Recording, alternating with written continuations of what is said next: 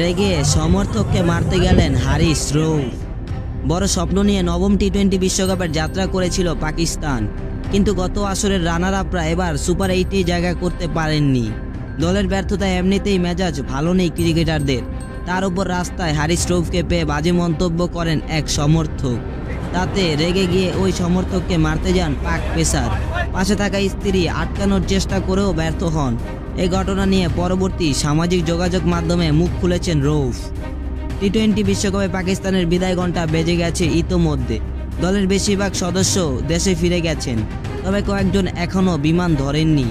তাদের একজন রৌফ, স্ত্রীকে নিয়ে ফ্লোরিডায় হাঁটছিলেন তিনি।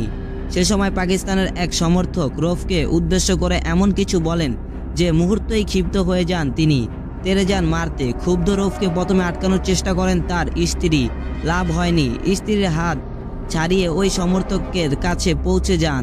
পরিস্থিতি সামলাতে ছুটে আসেন সেখানে উপস্থিত কয়েকজন, তার কোনো রকমে আটকান রৌফকে। এ সময় রৌফকে বলতে শোনা যায়, আমার বাবাকে কেন গালাগালি করস, এ নিশ্চয়ই ভারতীয়।